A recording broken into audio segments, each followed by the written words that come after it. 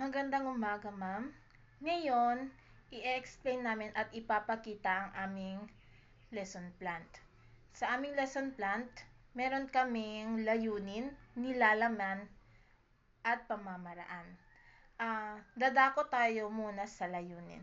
Ang layunin namin ay pamantayang pagnilalaman na isasagawa ang mapanuring pagbasa sa iba't ibang uri ng teksto. So, bale dito, ah, bale dito ay ipapabasa namin ang alamat or yung paksa namin na tatalakayin. Then sunod ang pamantayang sa pagganap na kakabuo ng binasang kwento. So, bale sa pinabasa namin is gagawa sila ng buot or summarize tungkol sa kwento na pinabasa namin sa kanila.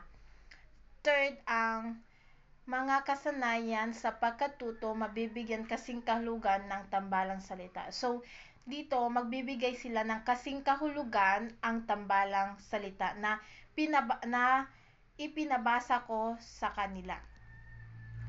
Then, sunod yung nilalaman. Ang nilalaman dito sa lesson plan ay ang paksa namin ay alamat ng palindag, kaalaman, ang pagbabasa, pagkikinig. Mga kagamitan na ginamit namin ay instructional materials, kartulina, pilot pen, tape, scissors.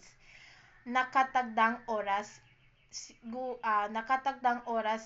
higit sa isang 1 hour. So, dadako na tayo sa pamamaraan. Sa pamamaraan, may gawaing pangguro at gawaing pang mag-aral. So, simula tayo sa panimulang gawain. Sa panimulang gawain ay ipapakilala niya yung sarili niya at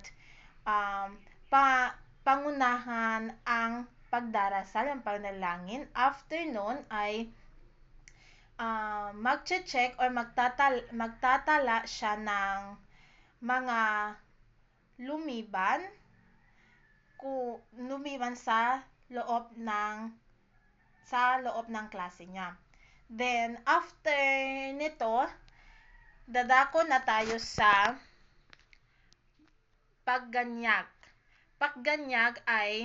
Sa pagganyag, ito yung motivation na gagawin namin ng 4 na pangkat para sa inihanda naming aktibidad.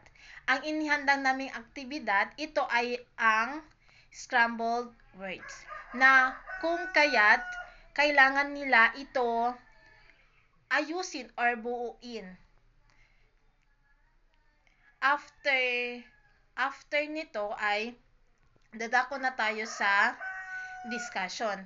After nito, papasok na si Binibining Omane na siya yung magdi-discuss at magbibigay ng kopya tungkol sa alamat na ipapabasa namin sa mga mag-aaral. Then after ng mga bata magbasa or ng mga mag-aaral magbasa, ay may ipapagawa kami na ito na pumapasok yung analysis or pagsusuri. Dito mag-provide kami ng long pen paper kada pangkat at isusulat nila ang buot na binasa nila na ibinigay namin na kopya. Isusulat nila yung buot, kung ano yung buot ng istorya, gamit ang kanilang mga sariling pananalita. At dito nila ilalagay yung mga names nila at pangkat. After nito, papasok na din yung aplikasyon or palalapat. Papasok na yung formal na gawain. Dito sa formal na gawain, may inihanda kaming 5 question na kinuha namin sa alamat ng palindag. Yung 5 question na i-answer nila o ilalagay nila ito sa 1/4. After nila mag-answer, ipapas nila ito. Then, sa evaluation, pagtataya, dito, dito sa evaluation ay bawat pangkat magsaliksik ng alamat tulad ng pinagawa ko or tulad na binigyan ko sila ng topic at isasadula nila ito. Then, lastly, yung kasunduan. Kasunduan, ito yung tagdang aralin. Yung tagdang aralin namin ay mag-iisip ng dalawang pagsubok or kabiguan na hinaharap at napagtagumpayan.